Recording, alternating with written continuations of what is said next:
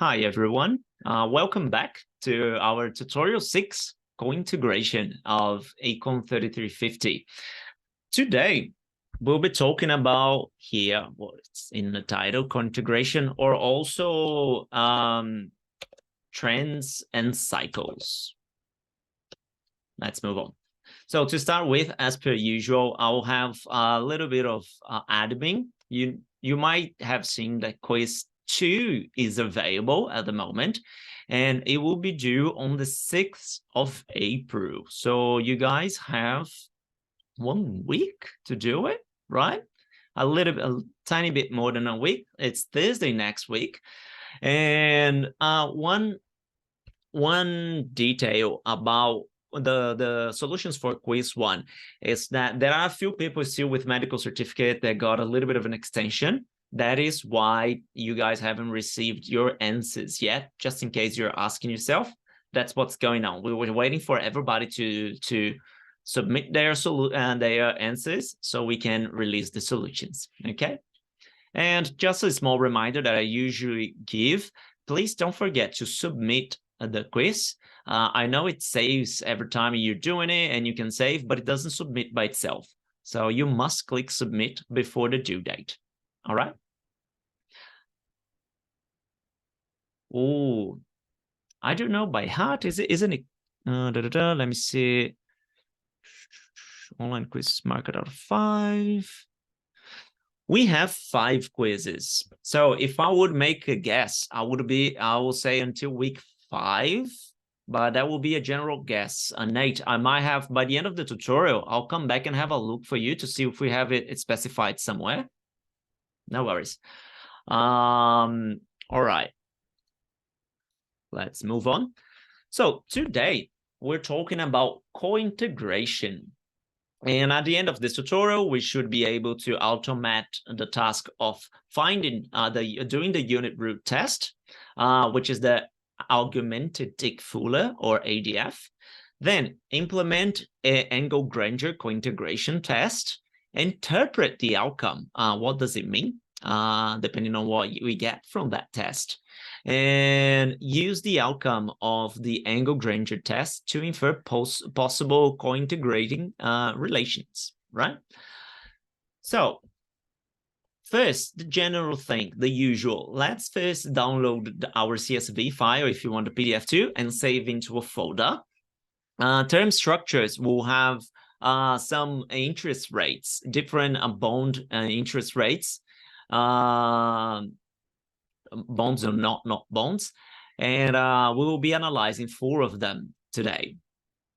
So please go there to learning resources, download and save it somewhere in the folder you would like. And the code for today we have here in this code share. So codeshare.io/3350_06, because we have tutorial 6. And I will just share this in our chat. Nate, you're going to say something?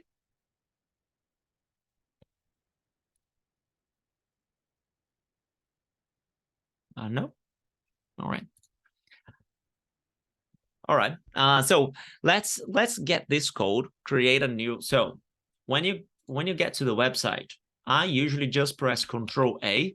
Oops. You click there, Control A, Control C, and new script, Control V.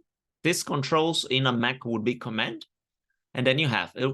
The amount of lines can be a little like scary, but don't worry too much about it. There's a lot of things being repeated here, and then I would save something like tutorial 6, or I have my page, my folder in there.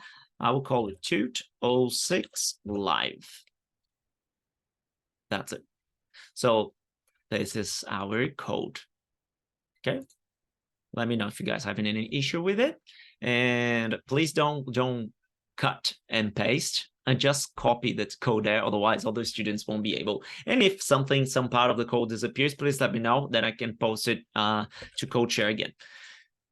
Now, a little bit of a recap Today will be a relatively repetitive and long, so I thought I would recap what we did last week and summarize what we're doing today first, and then we'll go to the code, right?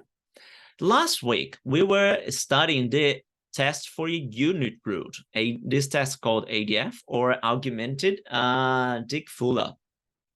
We found out that GDP and interest rates were not empirically distinguishable from an integrated process.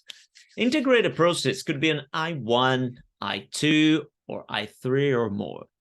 I1 is the first order of integrated process. If it was an I0, then it would be a stationary process, right?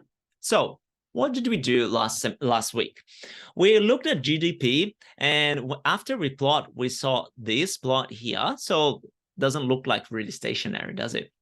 Then you plot an ACF, and you see like this very slow decay. So the first leg is very close to 1.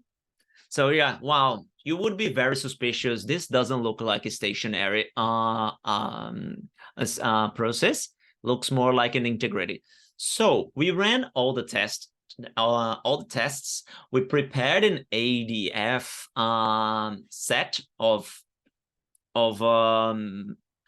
models, test the residuals, and then we concluded that the ADF test, well, we test the residuals, eliminate whatever we had to eliminate, and then for our adequate set, we made an ADF test. And we concluded we did not reject the H0, the null hypothesis of a presence of a unit root in this data in levels.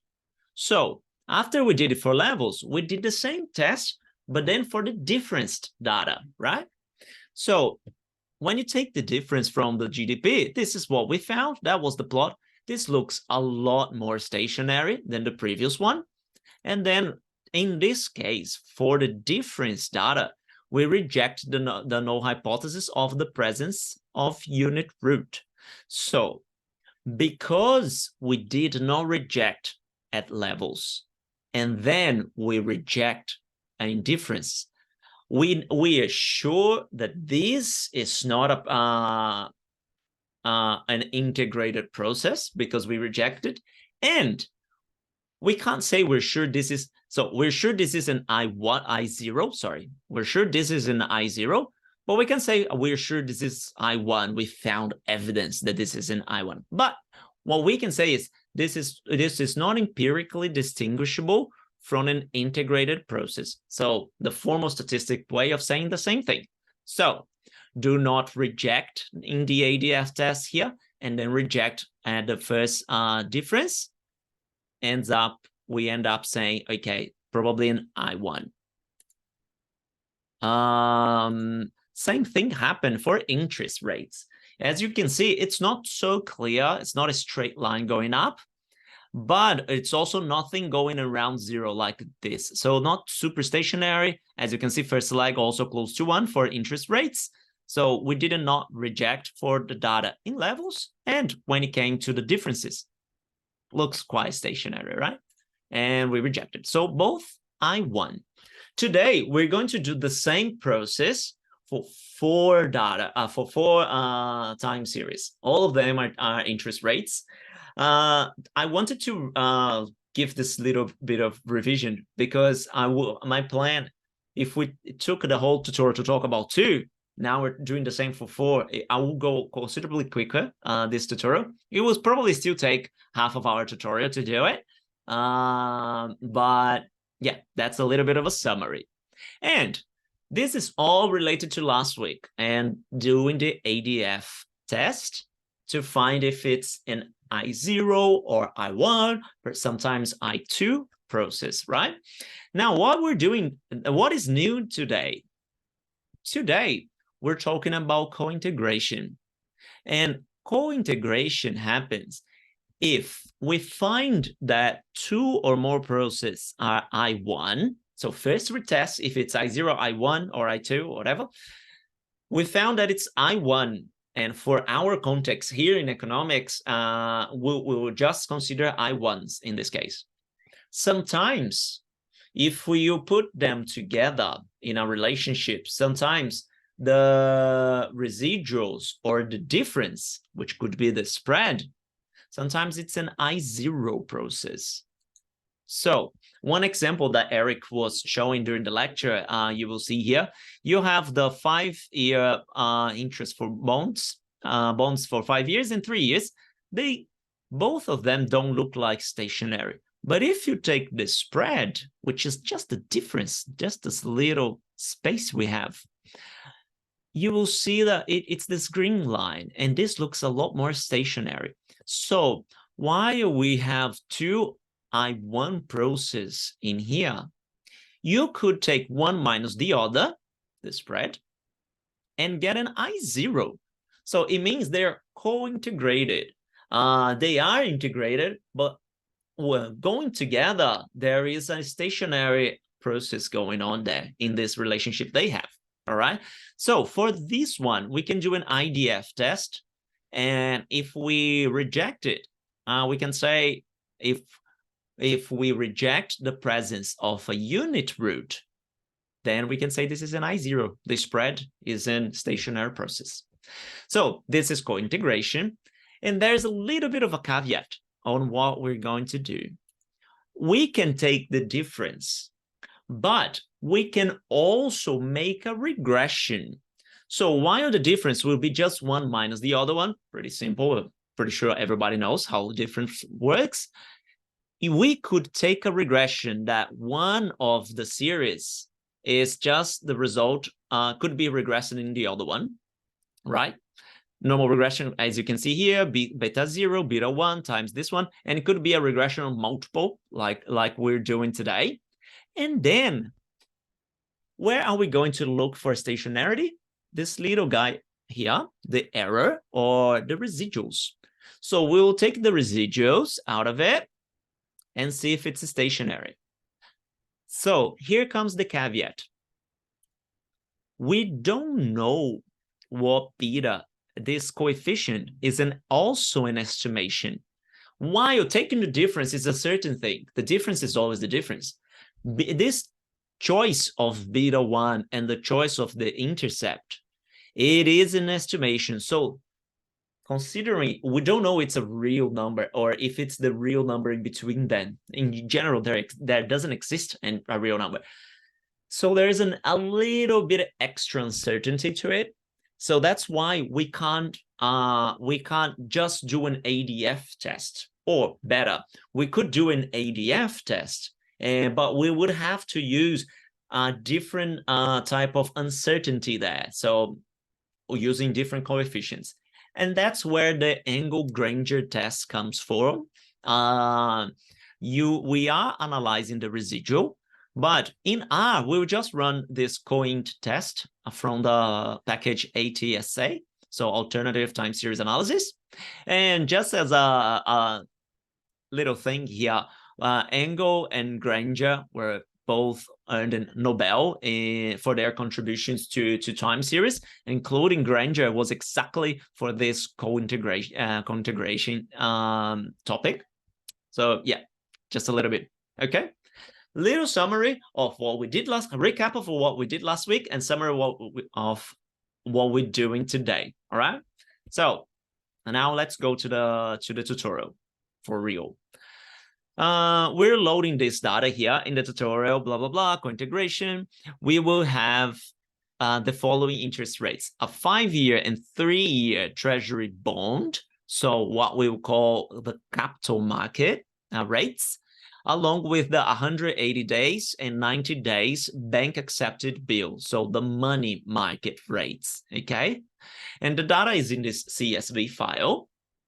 So question 1, and probably the longest one we're doing today: analyze the integration properties of each individual process, I3Y, I5Y, I90D, and I180D.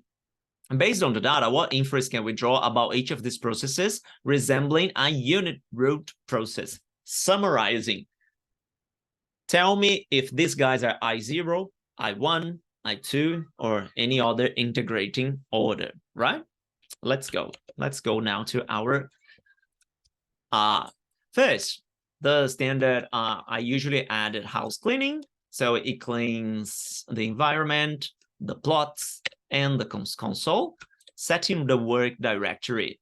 Make sure if you're running it right now, make sure you have saved this file in the same folder as you have the CSV, so you can run this this code here. Otherwise, the loading the data might not work later. Then we're using the same libraries we used before. So forecast, dplyr or dplyr, zoo, and ATSA. Now, everything we did last week was generating ADF estimates, setting what the lags are, everything, almost everything we did. Now we're creating functions for it. So to start with, I will just run the functions. Can you see? Functions, and it's created here. So we will have an ADF estimate for levels, and we will have an ADF estimate for differences. And let me just quickly go through it. It's the same process as before, but these functions will work in this way. We will give them the series, so little y there, and we tell them until how many lags would you like to do the analysis. So the standard one will be 9 lags. We will be using 15 for this tutorial most of the times, or all the times, I think. So same thing, create TT length, ADF estimate is a list, then we create the little matrix. This is all happening inside of the function.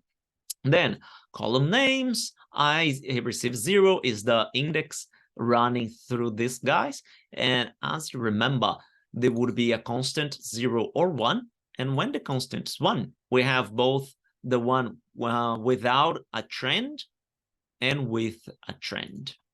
So constant equals to 0 is no drift, no trend. Constant x equals to 1 means a drift, and we'll have part of the code drift, no trend, and part of the code drift and trend. All right, and then it's just the ARIMA and calculate AIC, BIC. This function is really nice. It also takes the top 10 from AIC, top 10 from BIC, and it returns to us everything. So our list of AADF models, estimates, the list coming out of this ARIMA, the IC matrix, and the AIC and BIC top 10s. All right. This is the first function. The second function is exactly the same thing. Difference is that this is for a difference data. So you will see this diff here. Where is it? Inside of here, we're not taking the differences. It enters as diff, a difference of difference. We've done it last week already, but as you might remember, it's a tiny bit different when we're working with these guys. The rest is exactly the same. Okay, so everything else we were doing by hand last week. Now we have the functions. So let's have a look at how it works. First, we load the data. My data, read the lim, term structure.csv, reader true, separated, comma. Boom. You should have 219 observations of the 5 variables. So we have the month of the rate, and then we have I3Y, I5Y, I90D, I180D. All right. Now, this next one is just to store. So there is this as, year, month, blah, blah, blah format. It's just to facilitate doing plots and using the dates there. And then I3, I5, I90, I180, as we've done before. Now, the first one we're going to work with, it's I3Y. Let's find out if it's stationary or I0, or if it's integrated process, which could be I1 or maybe I2. Let's go. First, plot. Doesn't look really stationary, right? And not, at least not the way we are used to do it, to see. I will just show you the ACF plot. I like to show the plots as you might know by now, so you can get a a visual of things. We're not taking conclusions about from the plots, but we're getting some intuition of what's going on. As you can see, the first leg, 0.966, that's very close to 1. So some suspicion that that might be a unit root there. But look how beautiful it is when we have a function. Everything else we did, we just doing I3Y ADF at levels receives our function, and the input is our I3Y, and the P max, the number of legs, will be 15. So I will run, and you will see, because it's 15 legs, and it's going through all those options, it takes a few seconds in my computer. Depending on your computer, it might be faster or it might be a little bit slower. My laptop is way slower than my desktop computer, the one I'm using now. All right, so this guy received all the returns that I showed you before. The list of estimations, the whole matrix, and the 2 top 10s, right? What we're going to do is to print the top 10s. So AIC is there, BIC is here. If you analyze, you notice there's not any, we don't have any intercept. So almost everything in the top 10 AIC have a constant, except for the 0012. Almost like more than half of it, or half of it, has a trend, and very high levels of autoregressive legs. For the BIC, on the other hand, we have some constants and some non-constants, so with drift and without drift, and almost nothing with the trend. There's 3 models, and low autoregressive legs, a low amount of autoregressive legs. This is common for BIC to, like, because the penalty on the legs is higher. So not a lot of intercept. So what we're going to do here, we're going to pick just a few of the models. So as you can see, from the AIC, we're getting 110. Let's see if it's not here because it's a 10. We're getting the 6th, which is 1010, and the 9th, which is 117. And from the second one, from BIC, we'll get the first one, 001. Then we will get the third one, 102. And then from 5 to 7, 103, 113, 112. So let me run, and then let me print it. This is the list, but now it's arranged. So as you can see, just one, that is no constant, no trend. The rest all with constant, and half of it with a trend too. This next one is just getting the indexes, right? As you remember from probably from last week. So I3Y adequate set indexes is just a little list of index from the matrix. So if you want to go back to the whole matrix, you would find the same sets in those positions, 2, 19, 20, 27, blah, blah, blah. Now, what do? We have an adequate set, the set with the best combinations AIC and BIC for ADF. Now we're checking the residuals to see if we need to remove any of this any of these models from our adequate set. So let's run it.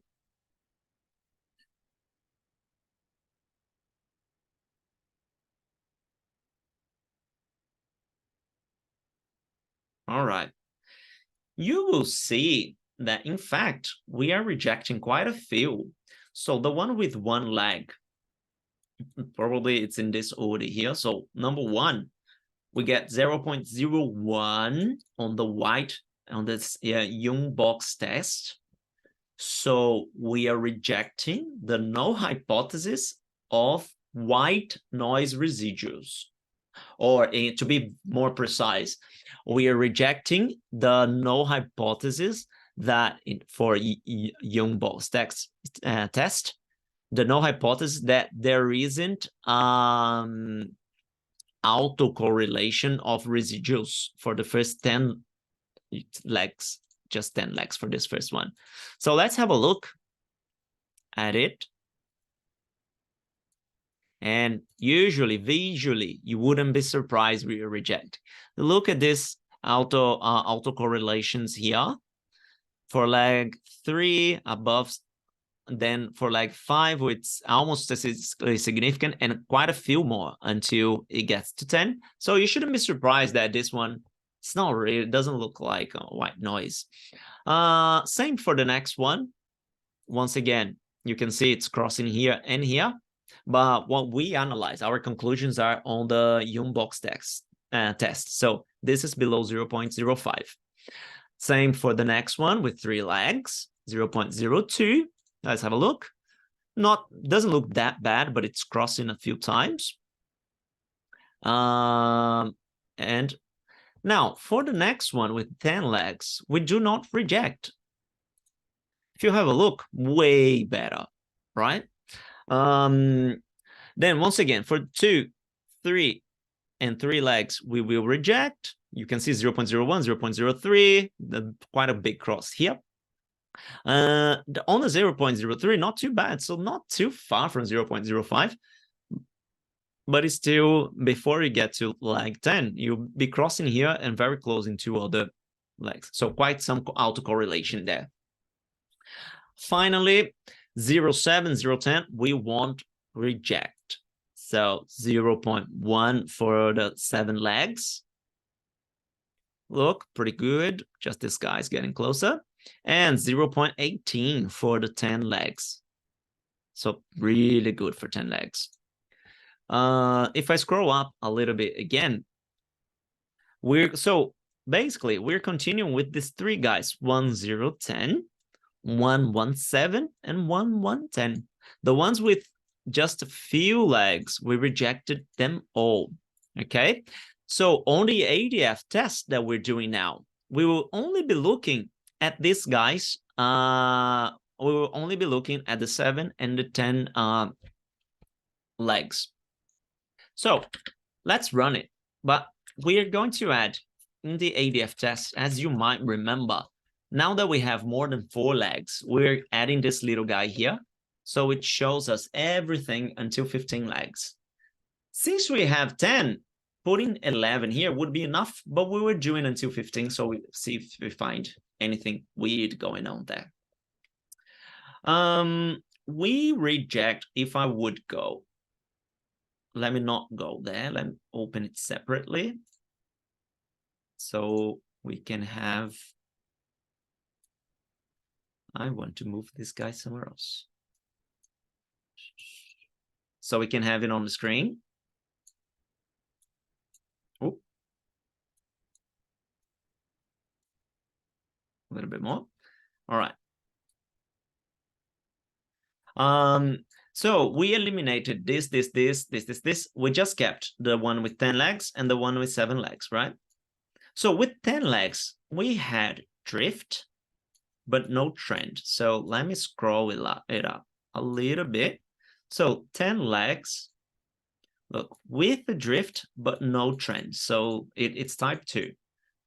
So if I go there to set 10 legs, 0.2924. Now this is the augmented Dick-Fuller test. So what are we testing here? Oops, that's not what I wanted. We're testing the null hypothesis of the presence of a unit root. So if we did not reject, it means there is a chance there is a unit root in there, right? So in this case, it's looking like an I1 or maybe I2 or maybe more. We're not, but we can't say we found evidence. We're just saying, well, we didn't reject that presence. So our next step is to analyze. You will see here. Oh, sorry, I think I'm jumping a little bit. I just look at one model. Let's look at the other 2. One was, I apologize for that. All over again. One was 1, 0, 10 and 1, 1, 10. So let's look at the same 10 here. We are rejecting 0, 2, 9, 2, 9, 2, 4. And for with the drift and trend, we are, sorry, I said rejecting, we're not rejecting.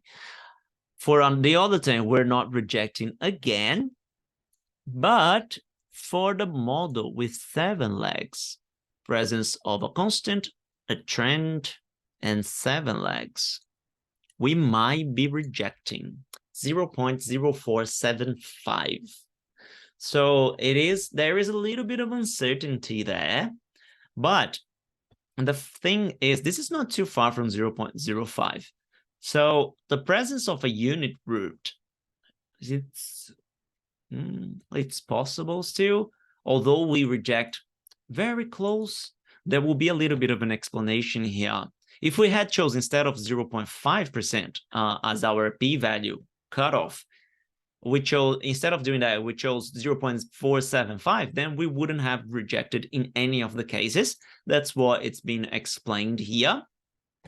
So in this case, we're going to continue and test for the difference data, and we're doing it all over. All right. If you guys have any questions, feel free to open your mic or send a message on chat and I can explain. But right now we have some indication that we might be looking at one I1 process, an integrated process of order 1 or perhaps more. The next, the difference data, it's what it's going to tell us. I plan to go then, now that we went through the process slowly, just a tiny bit more faster. So for the difference I3Y, so the difference bond rates for 3 years bond rates, look at what we have. It looks a lot more stationary now, right? And also if you get the ACF, you can see that the first leg already falls considerably. It's not close to 1 anymore. So a little bit of indication of stationary data at this point. So right now we're running it again, but we are running the diff version of the ADF. Look that since the diff function already deals with the diff inside of it, we don't need to add the data difference here as an input. That's something to pay attention. Otherwise, you're jumping steps. You're differentiating it twice. So in case you're using this function for your assignment, remember that you don't need to differentiate the input to add to this function, okay? If you're using the other one, then maybe you might want to difference the data, but I would suggest don't do it. Just use this one, because then you're sure that all the algorithm inside will be right. So running it might take a few seconds. And then we're printing the AIC and BIC top 10 once again.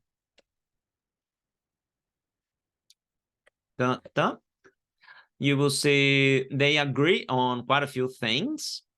So that's on constant and a few P's. So the adequate set would just pick this 1, 3, and 5 from B. Look at them.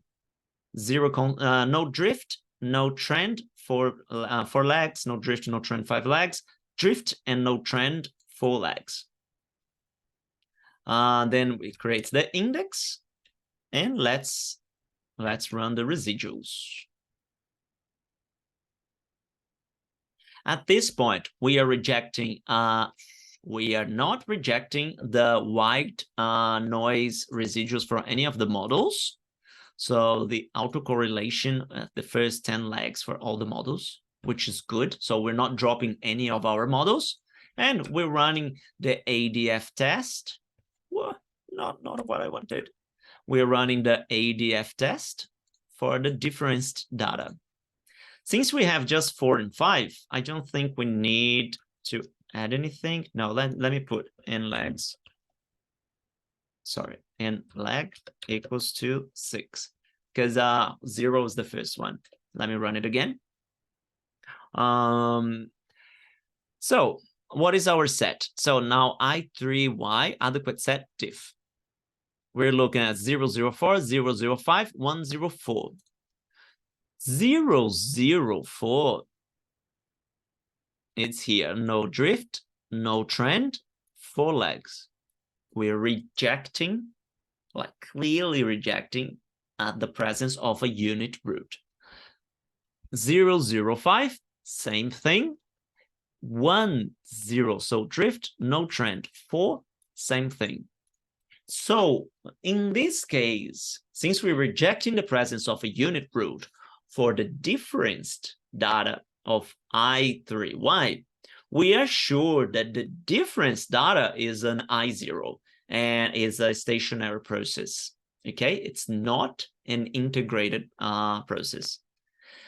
Knowing that the difference is an I0 allows us to tell that the next one, the data in levels, is not empirically distinguishable from our I1 process. So because the difference is 0 and we were sure about it, therefore the levels could be 0, but it didn't look like 0 because it didn't reject, but could also be 1. It definitely could not be an I2 anymore, because we found that the first difference of it is I0. So this one, levels can't be I1 anymore. So let me move a little bit through the slides, what we went. This is the this is just the data in levels. And here is the conclusion.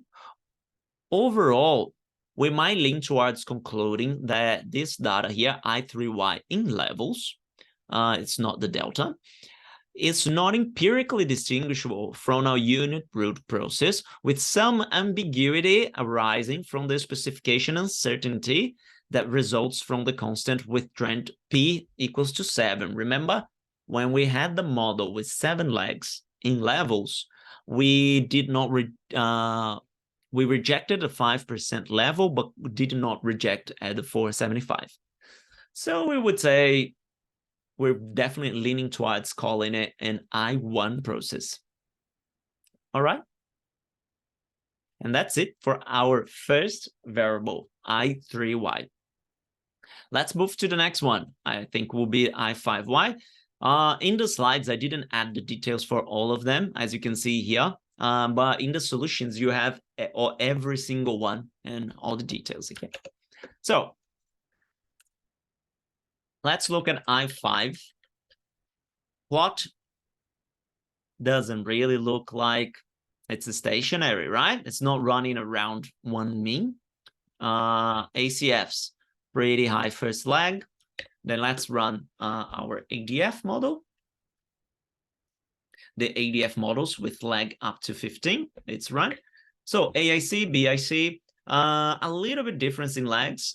In levels, AIC is taking quite a lot of legs and BIC not so much. So you will see here our description, and we are moving on with constant plus trend. You will see constant plus trend from 2, 3, and 10. And we're also adding no constant, no trend 1, which was the preferred in the BIC. So generating the indexes and checking the residuals. As you will see, we're not rejecting the null hypothesis of white noise residuals. So we're good with all of the... Ooh. We fail to reject for, fail to reject for all specifications. That's right. So moving on with all 4 of them.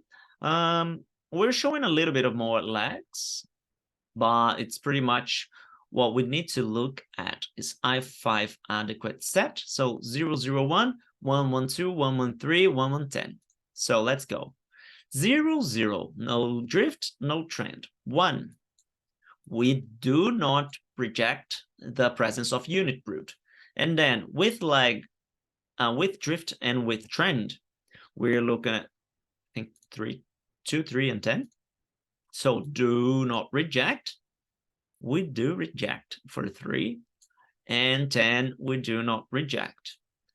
So in this case, it is a little bit closer with a drift and trend, but we still can't say we're rejecting. It's an uncertain conclusion here, and we still need, in this case, we still need to test the difference data to move on. So it's looking like an I1 process once again.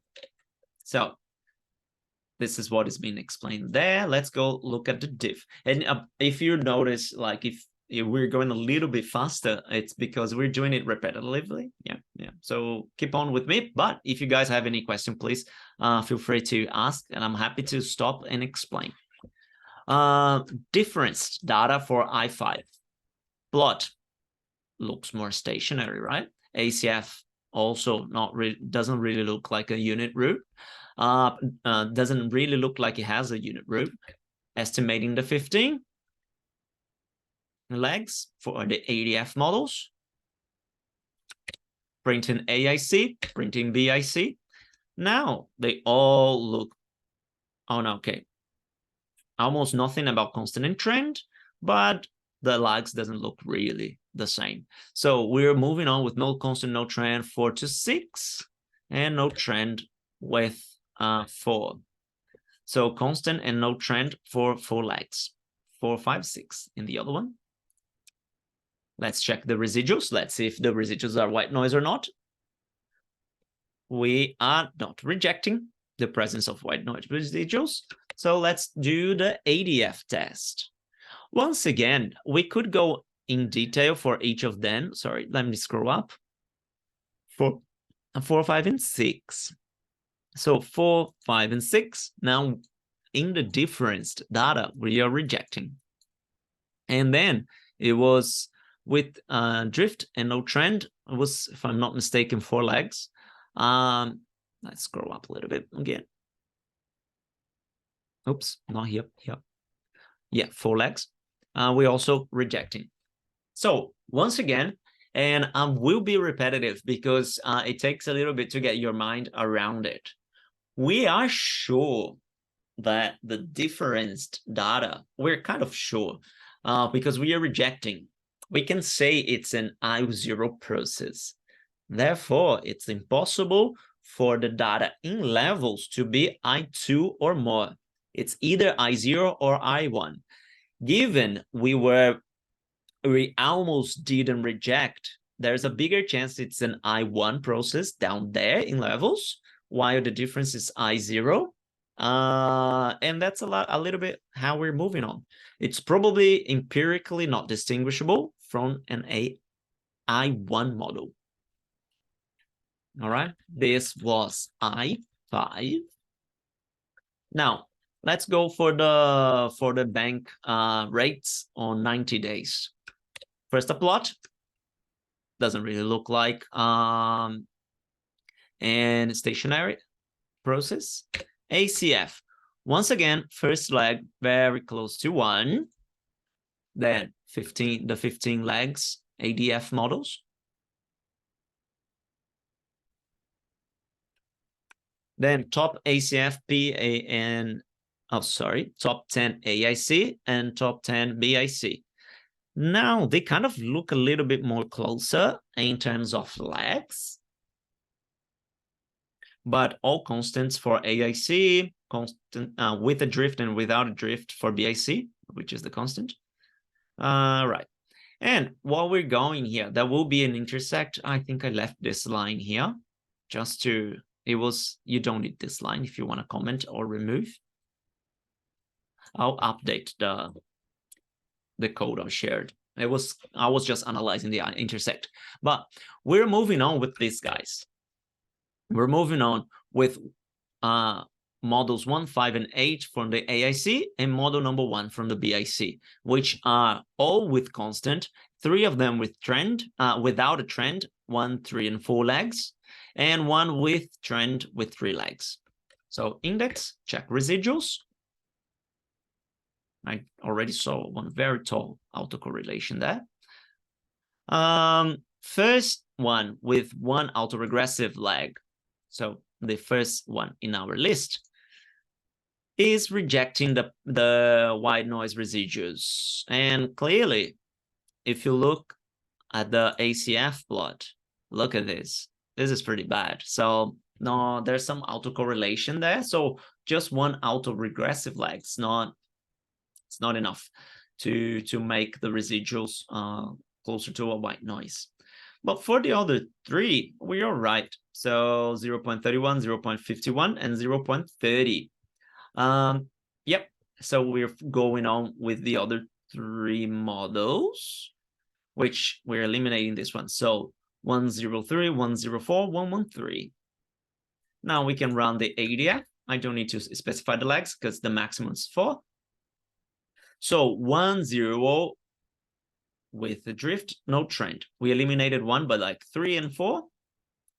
We are rejecting the presence of a unit root. And we're doing it at levels. And then for the other model, it was 403, 113. So with drift and trend, we are rejecting once again. So now, for the first time, we don't have an I1 model. We probably have an I0 model there, I stationary, despite the plots that we were looking at. So sometimes looking at these plots can be tricky. Or sometimes our tests are not super precise. Could be the case too, but these are very convincing numbers rejecting the presence of a unit root. So our I90 is going to be an I0. It, as you can see here, was quite, it looked like a unit root, but apparently it doesn't have one. So do we do the difference data now? We don't, because we already found that the dotting levels is I0. There's not much of a point on analyzing the difference data later, because it's already stationary now. There's not much of a point differentiating it later. It's good enough for us to continue doing, for example, an ARMA model out of it, or it's a stationary, right? So that's it for I90. We're considering from here, we infer that I9 is I0, and there's no need to run the tests on diffs. Well, now let's go to 180D plotting. Once again, all of them look pretty much the same, as you will realize. First leg of the ACF really high. 15 legs. Let's see. Now, top 10 AAC, top 10 BIC. Quite a lot of overlap, apparently. So look, we're moving on with 8 models. We're choosing almost quite a lot of models from 1 until 4 legs, and all of them with a drift or with a constant, half of it without a trend and half of it with trend, right? Index. Let's check the residuals to see if we're dropping some models from our adequate set.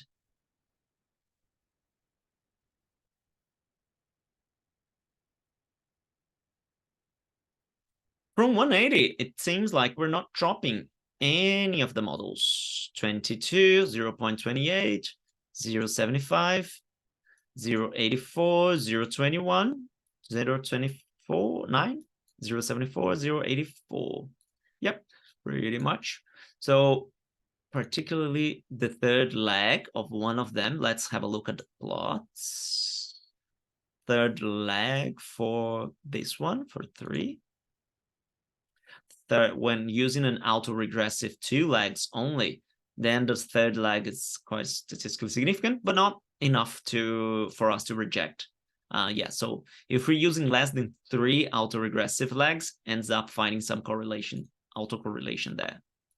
When it's 4, you can see not much. When it's 3, a little bit. And a lot when it's 2 and 1. That's it.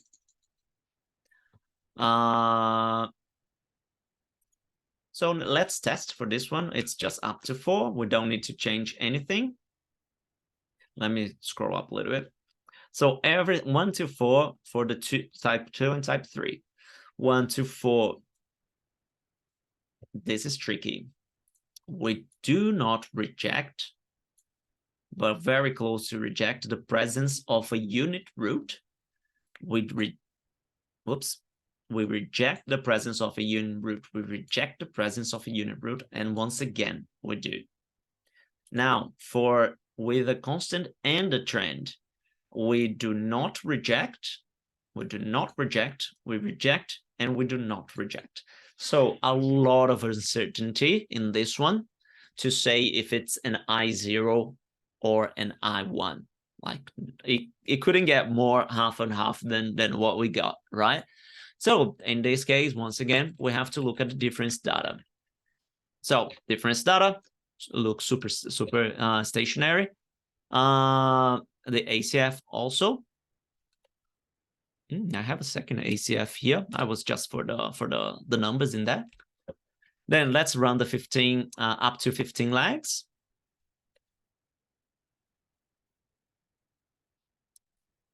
Top 10 AIC, top 10 BIC. Seems like a lot of intercept. I just ran an intersect here. I said intercept before. Okay, intersect. And we had a 0 constant, 0 trends, legs from 0 to 4, and then a drift and no trend for legs 2 and 3. Okay. So let's grab the difference, the indexes, and now check the residuals. Let's see if you're dropping anything from that. A spoiler alert, the answer is here. All residuals are okay, but what did I do? Oh no. Oh, we are down here. ADF diff. Yeah. So we had 089, 070, 080, 089, 070, 045, 038. All good. You shouldn't be surprised that if the data in levels was already kind of almost an I0, then the difference, almost the chance of being an I0 is even higher than if we were like, oh, we're not rejecting levels at all. So we're moving on with all the models, and when you have a look, now we're plotting it up to 10 legs, so you will see up to 9 here, and we reject for everything the presence of a unit root. Okay, so I want you just to build a little bit of an intuition. So if it's almost I0 at levels, it's probably I0 at difference. And we were looking to 0 to 4 legs in the no drift, no trend. 0 to 4 legs, and drift, no trend, 2 and 3. So rejecting for all of this, and 2 and 3 rejecting 2. Okay, so for sure the differences are once I0. Then the dotting levels might be I0, might be I1. Let's say we're probably leaning once again on saying that it's an I1 process. We cannot say how close I80 is to an I1 using the ADF testing approach. Okay, but the difference is clearly distinguishable from a unit root. So what do we get up to here? Let me go back here. This will be, whoops, question 2. So up to here, we discovered that I3 bonds 3 years. I1, and we were pretty sure, kind of sure about it was a more clear result there. There was little uncertainty, just the 7 legs. I5, we were a little bit uncertain, but it looked like an I1 too, but less certain than the I3, the 3 years one. Then for the 90 days, I90, we found that it was stationary. It was an I0. And then for the I180, we found, we're not really sure once again, but we're probably leaning towards saying it's an I1 process instead of an I0, but it was really in the fence, on the fence, like neither one nor the other. So we're moving to question 2. Let me close this one. All right, question 2. This guy should appear after a click, but that's all right. Use the angle Granger method to test for a co-integrating relation involving all four processes. So a relationship of all of the four together. Assume the 5-year treasury bond rate is the dependent variable, so it's our y in the initial regression. Use the test.coint function provided by a TSA package. It's coint.test. There, oops. 2, yep. So let's go. Question 2. First, what are we going to do? As I showed before, we can do a normal regression, and we're using this LM function. Doing ECON3350, we used a lot the LM robust function, and it is LM robust creates, it's important for your standard errors to be robust, but since we don't need it today, we don't need to, we're only looking at the residuals. We don't need to worry too much about standard errors. So we're just using the basic LM. This is the regression. Our 5-year treasury bond rates are regressed, so the little tilde on these 3 variables, the I3, I90, and I180.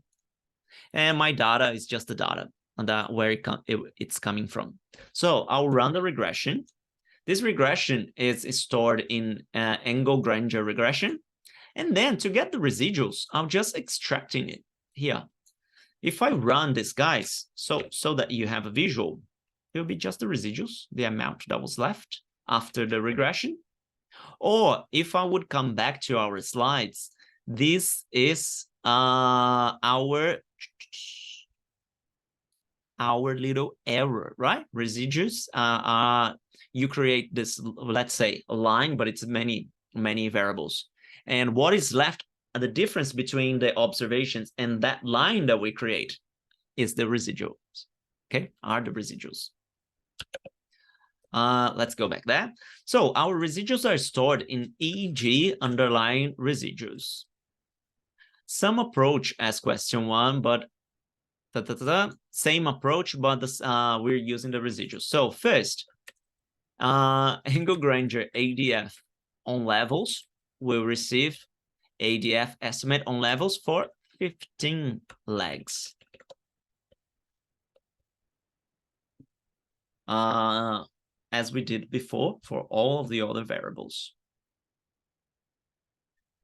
Now, top 10 AIC, top 10 BIC, you will see there's a lot of overlap in between them. Other than this 15 legs, 0015, all the others are pretty much the same. So we're moving on with this set here from the BIC 1, 2, 4, and 7. So printing them, no constant, no trend, and legs 0, 1, 2, and 3. Okay. We are also choosing, because we're looking at the residuals only, we're choosing to intentionally choosing to have just constant and trend equals to 0. So just type 1 ADF if we were using ADF. So no drift, no trend, because we're looking at the residuals. Okay. Just the indexes. Let's check the residuals for these guys. Excellent. We're not rejecting anything. Very far from rejecting 0.52, 0.60, 0.73, and 0.56. All residuals look okay. So now we're going to do this angle Granger test. Now we can like stop a little bit, like we're not rushing anymore because it's not too repetitive anymore. Now it will be the first time we're doing the test. So let's go step by step. First, we're creating this matrix with 4 columns. And why we're using 4 columns here? It's because we will have one analysis for each of these like options here. 1 for 0, 1 for 1, 1 for 2, 1 for 3. So 4 columns. Then the column name will be, what is it? Let me run. I forgot. I think it will be 0, 1, 2, 3, 4 or 1, 2, 3, 4. EG test. EG test. V1. Oh, I didn't receive a name yet. Then row names. We're only doing type 1, so no constant, no trend. Let me run it again. And now we're doing a for to do this angle Granger test for each of our legs, right? We will put each of them. So L will be the leg that we're looking at, and this from 1 to 4 will be the amount of legs. You will see EG underline L first will receive the coint test, and this function, if you look for coint test, it's coming from our package, as we said before. Co-integration test performs angle Granger. You will see here the inputs that we put, number of legs, and etc. So we're adding. How do we run this coint test? You will see that the input first is the y, so the dependent variable, what we have on our left-hand side of the equals of the regression. So it's the I5 first that we're doing.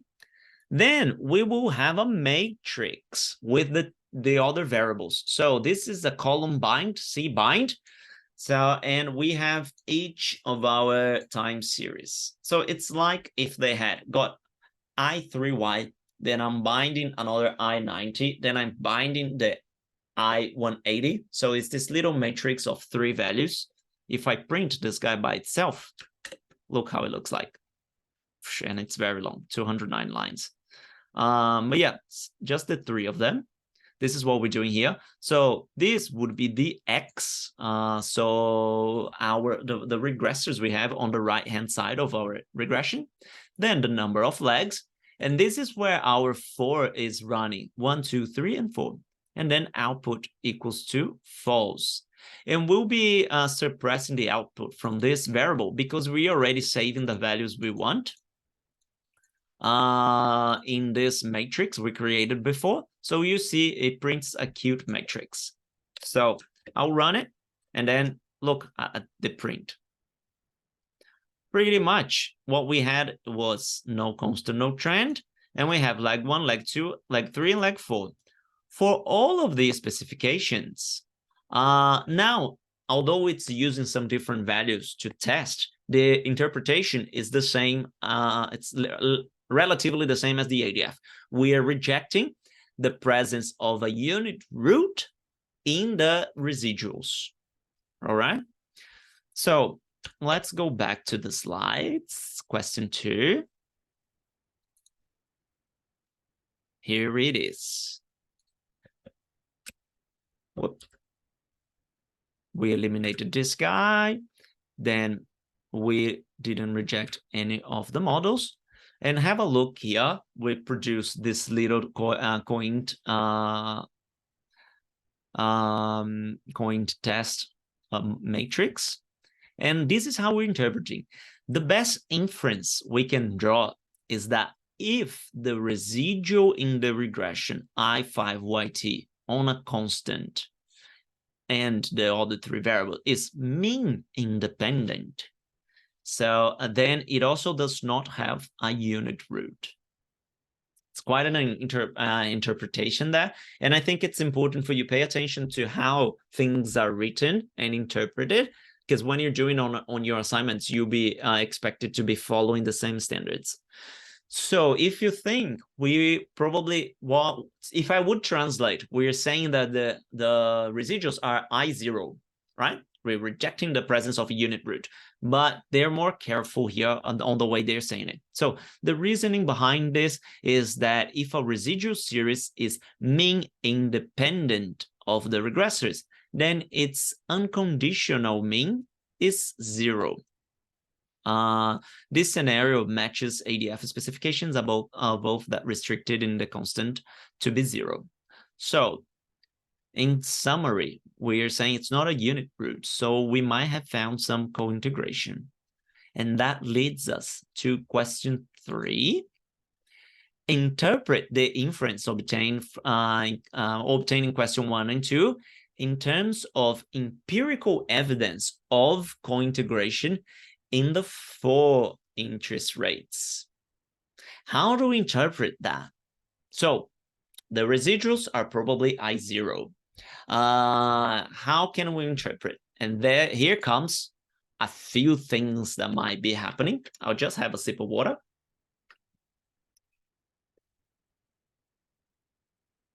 Look at these 5 possibilities there. And I was trying to get my head around it. I think I will draw a little bit just to help us. There will be a little bit of drawing now, but just to try to help us understand what's going on here, the options. We have 4 process, right? 4 interest rates. We found that the whole co-integration, the residuals of this, the regression of one of them on the other ones is I0, right? So what's going on there? Let's change the color here once again. One chance is that all of the 4 processes were I0. So if we only have I0 here, therefore the residual should be an I0 too. So if everything's I0, there's not really a co-integration happening because there's no integration to start with. So that could be one chance, like it's 0, 0, 0, and 0. So of course the residual would be I0. Other possibilities. Any 3 processes are I1 and co-integrated, while a 4th is I0. So this is 1, this is 1, this is 1, and this is 0. But another color, these guys are co-integrated. So the result of these guys is an I0. The residuals of these guys is an I0. And I0 with I0, what is left is just an I0. That's the second case. Let me remove the illustration. Third, any 2 processes are I1 and co-integrated, while 2 others are I0. So let's draw it. This, I want the green color. This is I1, this is I1, this is I0, this is I0. But the I1 are co-integrated. So these guys, since they are co-integrated, they result in I0 too. For example, we could have blah, blah, blah, co-integrated, and are both I0. So since what is left, these are the residuals. What is left is all 0, then we're not surprised that this is I0. If you guys are a little bit lost, let me know. I understand that this is, it takes a little bit to get your head around it. For me, it took like a few lectures probably last year. So yeah, that's why I thought I should do it slowly and draw so we can picture. 4th option, any two processes are I1 and co-integrated, and the other 2 are also I1. Let's go 1 and 1, 1 and 1. Now, these 2 are co-integrated and result in I0, and these 2, oh, that's bad. These 2 are also co-integrated and also result in I0. Therefore, what we have left here, I0 and I0, and we know, since both are I0, this is also I0. All right? Last option we have for this combination of 4 variables. All 4 processes are I1 and co-integrated in a single co-integrating relation. So everybody is co-integrated, therefore the residuals are I0. A little bit of a breath there. We have 5 options. So now let's use the knowledge we have from our 4 processes to try to fit it in here. A little bit of an eraser. We know that our I90 was I0. So this already eliminates this case because it says all 4 processes, and also eliminates, I think I better do a cross.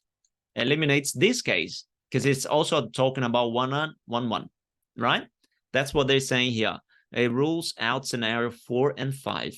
So depending on our interpretation, we might find or do extra tests to try to see which case is yours, is ours, to see if it's 1, 2, or 3. Probably we eliminate 1 because we're quite sure that this one is an I1. We can't say we found evidence, but we were not close to rejecting the presence of a unit root for this one, so probably not this. And then maybe 2 and 3 makes more sense. All right.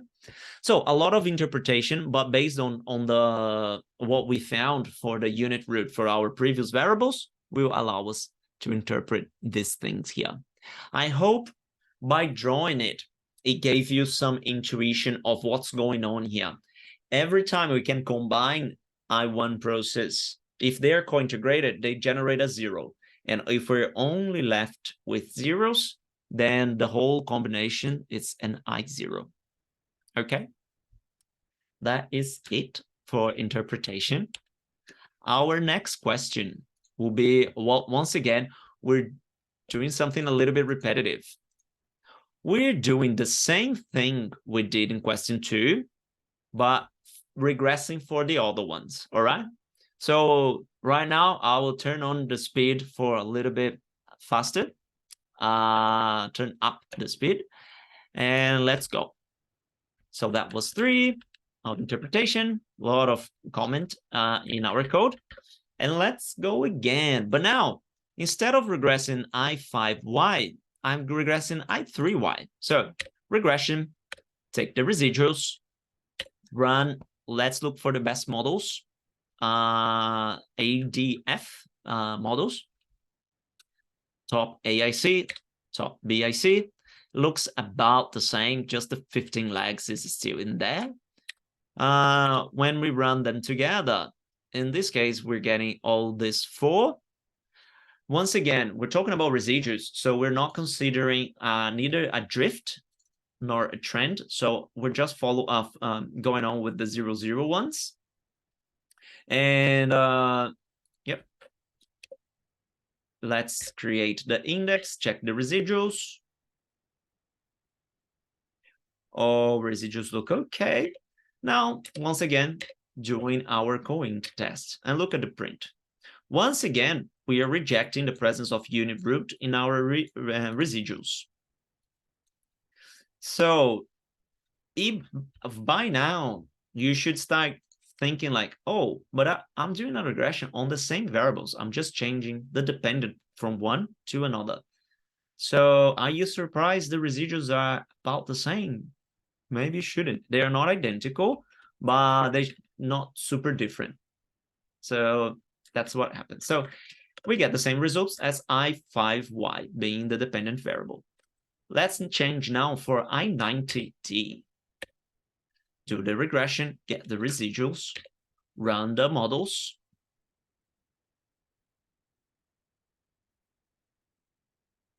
Then top AIC, top BIC.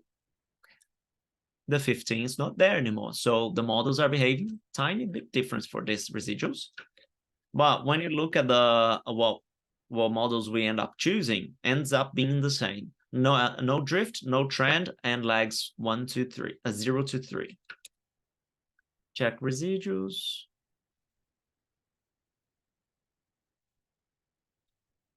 And then our angle Granger tests. And look at that. Now we still reject the presence of a unit root, but we got slightly different values. But the conclusion is the same. We get the same results as in I5y being the dependent variable. Finally, we're doing as with I180d being the dependent variable.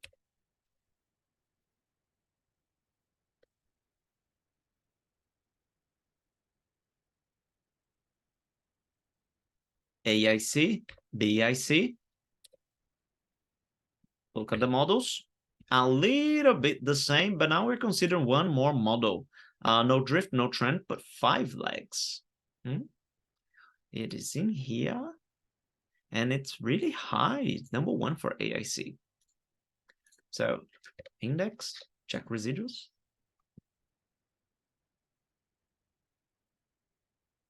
Residuals look absolutely okay. And our angle grandeur test returns the same. As you can see, now that we have the 5 legs, we added a few more legs in here, like 1, 2, 3, 4, 5, and 6. And think of this lag one as being the 0, the model with 0 autoregressive legs. That's why we added up to here.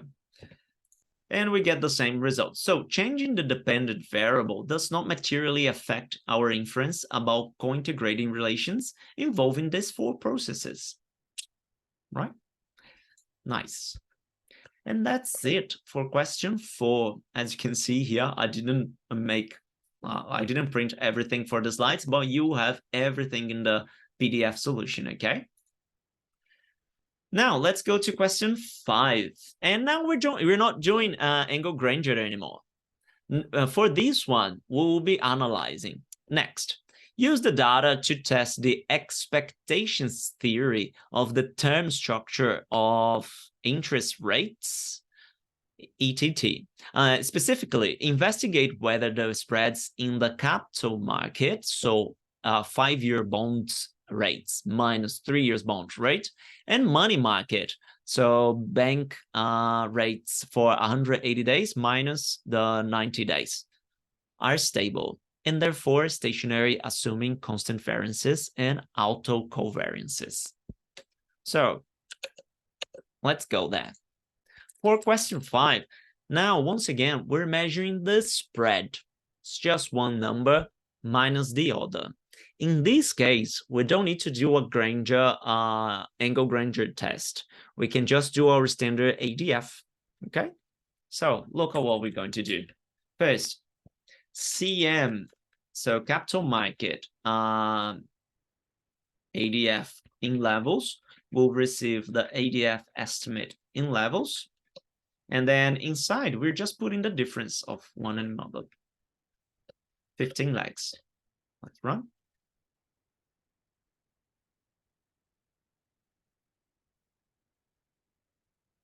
Then let's top 10 AI. Oops. Oh, I ran it again. Oops. Top 10 AIC, top 10 BIC. When you finish, there we go. We have some 15 legs in there. Oh, I printed it again. But we're moving forward with a constant, so drift for all of them, but 3 without a trend and 3 with the trend, and just 0, 1, and 2 autoregressive legs. Let's click here for the index, and let's check the residuals for these guys. It seems like we're rejecting the white noise residuals for when we have 0 autoregressive legs. Look at that. Let's also look at the plot. Yeah, quite high autocorrelations here. And but for 0 reject, but we're not for 1 leg and 2 legs, it's okay. Then we reject again for 0, 1 leg's okay, 2 legs is okay. So we're not analyzing these 2 guys, dropping them from the set, but we continue with this 4. Okay. Now let's do the ADF test for I15 minus I3Y. Number of legs, we're even shrinking the test a little bit, so it fits it very easily in the screen.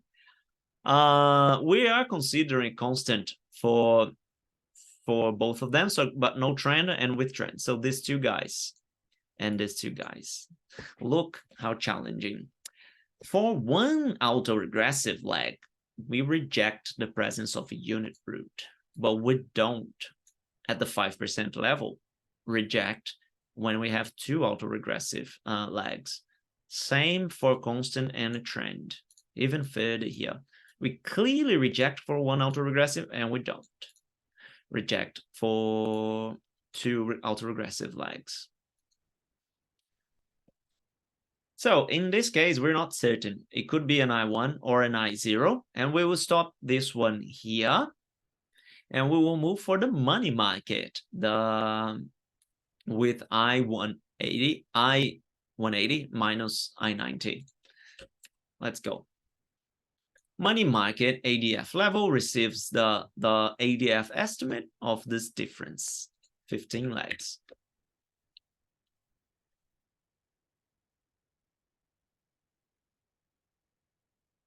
Then AIC, BIC, a lot of similarities, as you can see in the legs. We are going to get all the top 8 from BIC. So no constant, no trend, constant, no trend, constant, and trend. Everything 1, 2, 3, 1, 2, 3, 1, 2, autoregressive legs. Index, let's check the residuals.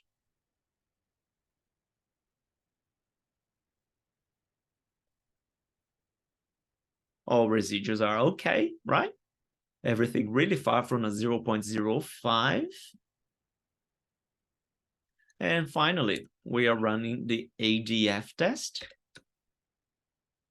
And we clearly reject. We're not using the 0 legs for anything, but 1, 2, 3, 1, 2, 3, 1, 2. We clearly reject. So for the money market, the spread is clearly stationary. And if you remember, we found that the I90 was already stationary and I80 was really on a fence, like somewhere in between I0 and I1. So you shouldn't be too surprised that the difference of them is stationary. And for the other one was more I1 minus I1, and we couldn't really reject the presence of a unit root on the test for the capital market. So that's our conclusion. Let me show it here. For the first one, we're taking off for the capital market, and we're not rejecting, fails to reject. And for the money market, we reject everything. So concluding, today, just recapping, we did automate the task of testing for a unit root on multiple time series samples in R. We implemented the Engel-Granger co-integration test. In this case today, we used Engel-Granger on our residuals because there were extra uncertainty when you do a regression. We interpreted the outcome of this Engel-Granger test and used the Engel-Granger test to infer possible co-integrated relations, particularly because we were using residuals from 4 models at the same time, right?